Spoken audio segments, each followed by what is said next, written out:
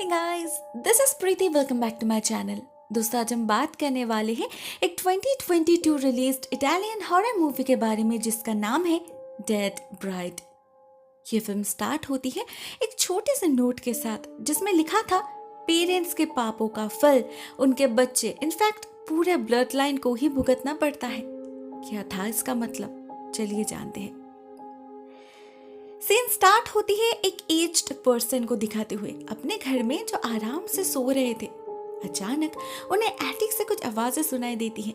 वो चेक करते हैं तो वहां कोई नहीं होता, बस एक स्पिनिंग टॉप अपने आप ही घूम रहा था। ध्यान से देखने पर उन्हें वहां किसी का साया भी नजर आता है, एक औरत का, मगर वो औरत कहीं दिखाई नहीं दे रही थी, बस साया था उसका। डर से इस आदमी की हालत खराब हो जाती है और वो जल्दी से उस पर चादर डाल के वहां से भागने की कोशिश करते हैं, मगर भाग नहीं पाते। उससे पहले ही वो साया उस पर हमला कर देता है। अगले सीन में हम पहुंच जाते हैं कई साल बाद। मिलते हैं कपल एलिसन एंड रिचर्ड से। उन लोगों ने रिसेंटली एलिसन के चाइल्डहुड होम में शिफ्ट किया था उसके पिता की मौत के बाद, इस प्लान के साथ कि वो लोग कुछ दिन यहाँ पर बिताएंगे। अगर अच्छा लगा तो ठीक है, नहीं तो इसे बेचकर फिर से शहर वापस चले जाएंगे। एलिसन बहुत एक्साइटेड थी इतने सालों बाद बचपन के यादों को ताजा करके, मगर रात होते ही उसे अजीबोगरीब से सपने आने लगते हैं और वो स्लीप पैरालिसिस में चली जाती है। ये उसकी बहुत पुरानी बीमारी थी, तो रिचर्ड को पता था उसे कैसे संभालना है। एलिसन को याद आता है उसके बचपन में भी उसके डैड एंथनी बिल्कुल ऐसे ही उसे शांत किया करते थे। मगर क्या उसके नाइटमेयर्स एक्चुअल में बस सपने थे या फिर कुछ और? आज भी इसका जवाब उसे नहीं मिला। देखते देखते सुबह हो जाती है और वो लोग रोज के काम में बिजी हो जाते हैं। रिचर्ड ऑफिस निकल जाता है और एलिसन घर की सफाई में लग जाती है। तभी बुक शेल्फ में उसे एक बहुत पुरानी तस्वीर मिलती है किसी मेरी एंड नेल्सन की। एलिसन इन्हें पहचान नहीं पाती, फिर भी वो फोटो को रख देती है। फाइनली सारा काम खत्म करके जब वो कुछ देर के लिए रेस्ट लेने बस जा ही रही थी कि उसे ऊपर के वॉशरूम से पानी की आवाज सुनाई देती है। वो चेक करती है तो पाती है पानी का नल खुला है और पूरा सिंक गंदे पानी से भर चुका है। जरूर ड्रेनेज होल में कुछ अटक गया होगा, इसीलिए पानी निकल नहीं पा रहा। वो जल्दी से साफ करती है और उसे मिलता है एक बहुत लंबा बालों का गुच्छा। किसी औरत के बाल लग रहे थे, पता नहीं किसके, और वैसे भी ये नल किसने खोला? तभी पास में ही उसका बेटा सेट रोने लगा था, तो एलिसन जाके उसे संभालती है और वहां उसे मिलता है एक वुल का गोला, जिसे देखकर उसे अपने माँ सुजैन का याद आ जाता है। उसकी माँ को डिजाइनिंग का बहुत शौक था और वो जब भी उनसे खेलती थी बहुत डांट पड़ती थी उसे। लेकिन ये गोला यहाँ कहाँ से आया? एलिसन कुछ समझ नहीं पाती, ना समझने की कोशिश करती है।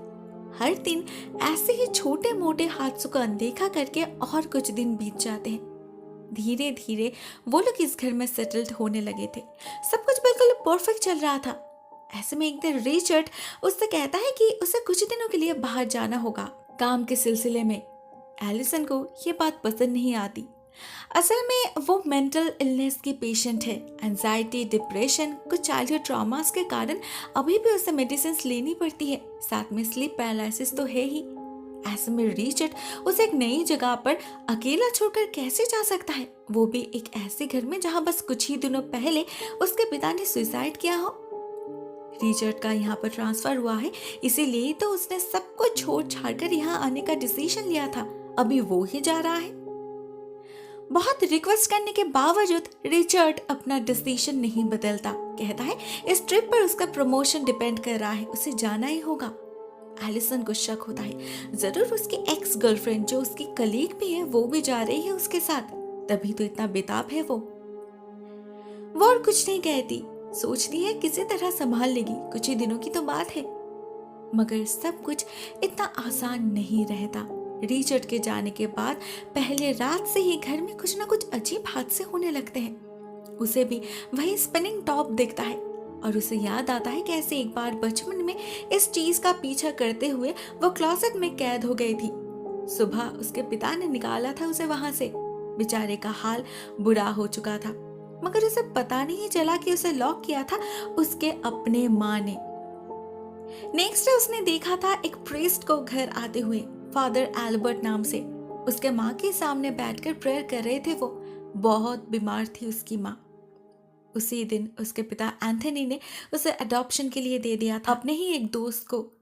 उसके बाद इस घर में क्या हुआ, उसके माँ को क्या हुआ, उसे कोई आइडिया नहीं। सभी कहते हैं सुजैन को कैंसर था, मगर एलिसन यकीन नहीं करती। पहले दिन इन्हीं यादों में बीत जाता है। असली प्रॉब्लम शुरू होती है सेकेंड नाइट से। एलिसन को बेबी मॉनिटर से सेठ की रोने की आवाज आने लगती है, साथ में एक और लेडी की आवाज भी, जो उस पर चिल्ला रही थी, साथ में कह रही थी कि वो उसे अपने साथ ले जाएगी। एलिसन सब कुछ सुन रही थी। इवन उस फीमेल एंटिटी को वो अपने आसपास फील भी करती है। ये वही थी जिसे वो बचपन से देखती आ रही है, मगर वो कुछ नहीं कर पाती। पैरालाइज्ड हो जो चुकी थी वो। फाइनली देर रात जब उसका कंट्रोल लौटता है, वो सबसे पहले सेठ को चेक करने जाती है। उसके बाद कॉल करती है रिचर्ड को, मगर वो ज्यादा कुछ नहीं सुनता, ज्यादा बातें भी नहीं करता। कमरे में उसकी गर्लफ्रेंड जो वेट कर रही थी। उधर एलिसन को एटिक से आवाजें सुनाई देने लगी थी। वहां जाने पर उसे 25 साल पुराना वीडियो टेप्स मिलता है, जिसमें उसके माँ के कुछ क्रीपी बिहेवियर्स रिकॉर्डेड थे। उन्हें देखकर एलिसन श्योर हो जाती है उसके माँ को कैंसर नहीं था, बात कुछ और है। रात होते ही उनके बिहेवियर्स बदल जाते थे और अपने ही बालों को नोचती थी वो। उसके बिस्तर के पास जाके पता नहीं कौन से लफ्ज में पता नहीं क्या बिड़बिड़ाती थी। तब उनकी वॉइस भी बदल जाती थी। एक ऐसे रिकॉर्डिंग सुनते वक्त एलिसन का टेप जल जाता है। वो समझ पाती है ये चीजें नॉर्मल नहीं है।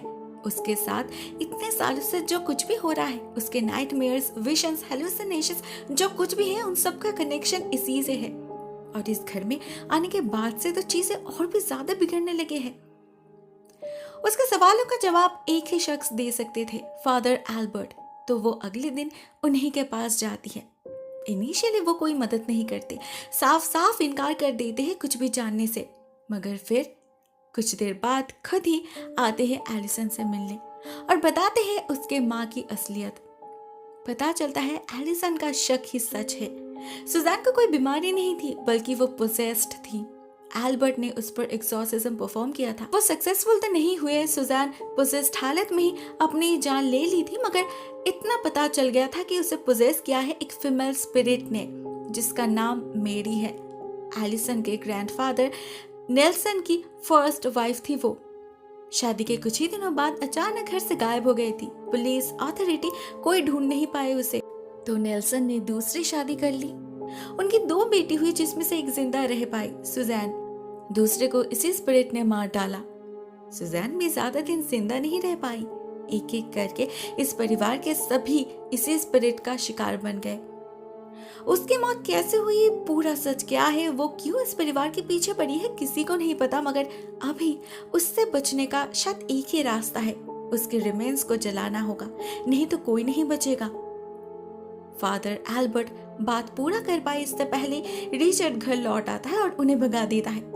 एलिसन को उनसे फिर से बात करने का मौका नहीं मिलता, क्योंकि उसी रात घर लौटते वक्त वो आत्मा उन्हें मार डालती है। इधर एलिसन बहुत ज्यादा डर चुकी थी।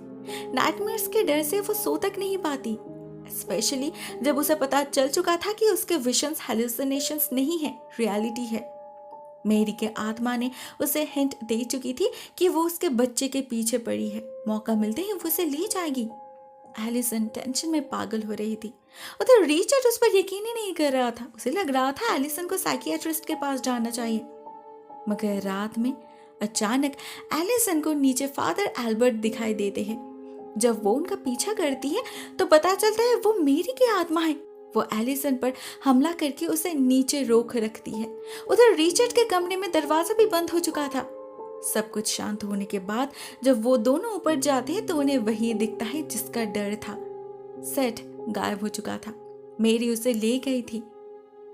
फाइनली रिचर्ड एलिसन की बातों को मान लेता है। उसने खुद फील किया था उस प्रेजेंस को, लेकिन अभी क्या करेंगे वो लोग? फादर एल्बर्ट भी तो नहीं है। बहुत सोच विचार के बाद वो लोग एक फेमस साइकिक डेफ को घर बुलाते हैं। अभी वो ही उनकी आखिरी उम्मीद है। डेव घर में आते ही सबसे पहले बेडरूम को देखने जाते हैं, जबकि एलिसन या फिर रिचर्ड किसी ने भी उनसे कहा नहीं था कि ये सेट कहाँ से गायब हुआ है। वो उनके क्रैडल को छूते ही उस स्पिरिट के एनर्जी को फील कर पाते हैं। साथ में उनका मैजिक मार्बल तो था ही, जिसमें ब्लैक कलर का मतलब होता है आसपास कोई बहुत बुरे आत्मा का मौजूद होना। डेव एलिसन के साथ एक छोटा सा सियांस परफॉर्म करते हैं, जिसमें वो उसके जरिए उस आत्मा से काइंड ऑफ इंटरेक्ट कर पाते हैं।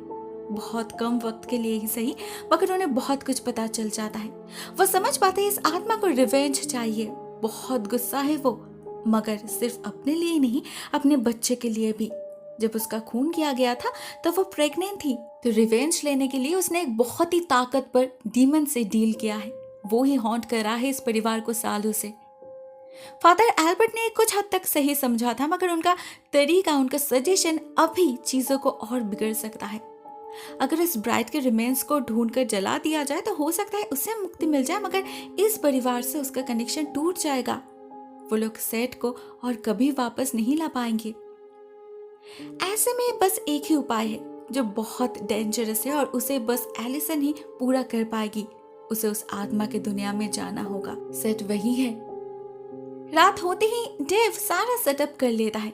वो पहले एलिसन को हिप्नोटाइज करके धीरे धीरे उसे गहरी नींद में भेज देता है। उसके आत्मा को अलग कर देता है उसके शरीर से। इससे आगे का सफर उसके आत्मा को तैयार करना होगा। किसी भी फिजिकल रियलिटी के साथ वो उस दुनिया में एंटर नहीं कर पाएगी। उनका तरीका बिल्कुल परफेक्ट रहा। कुछ देर बाद एलिसन जब अपनी आंखें खोलती है, अपने आप को वो एक बंद कॉफिन में पाती है।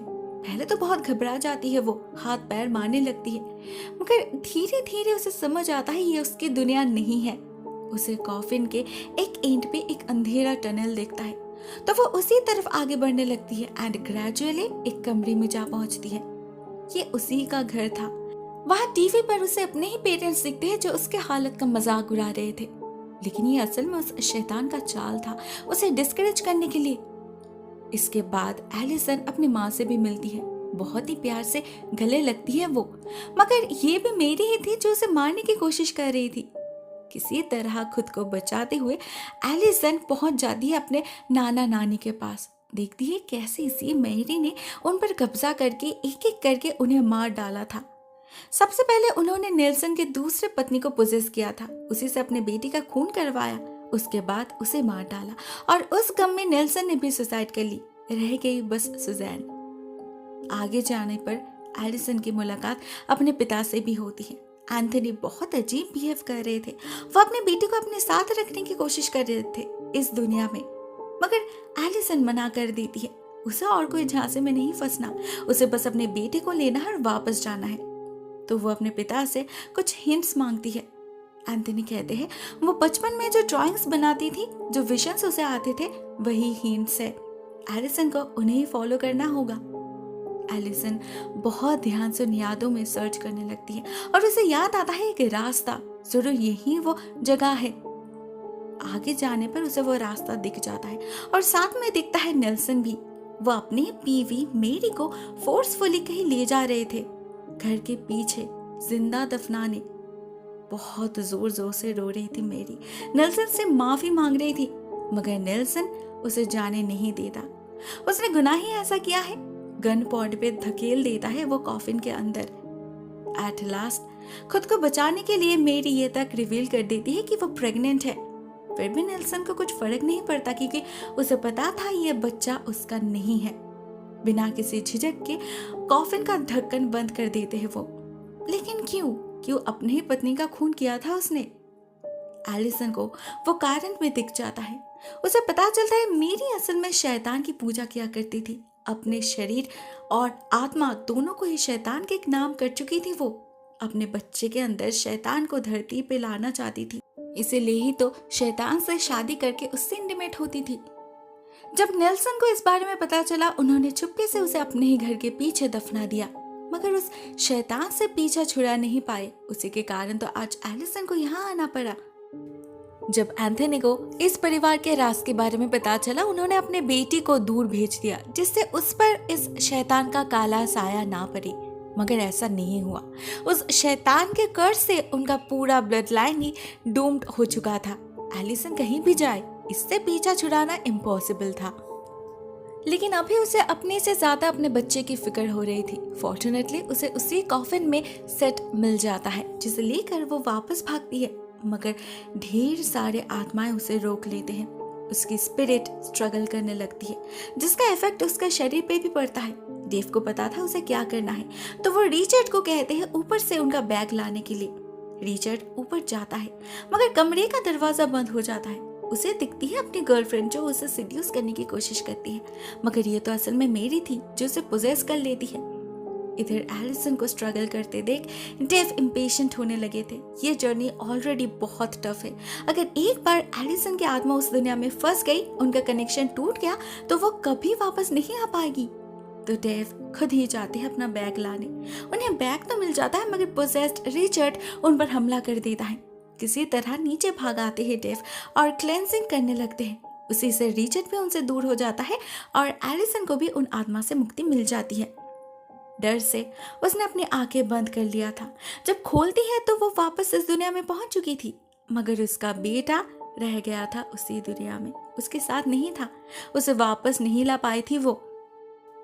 एलिसन बहुत दुखी होती है, मगर हार नहीं मानती। फिर से जाने की जिद करती है, मगर डेव उसे रोक लेते हैं, क्योंकि सेट वापस आ चुका था उसी जगह जहां से वो गायब हुआ था।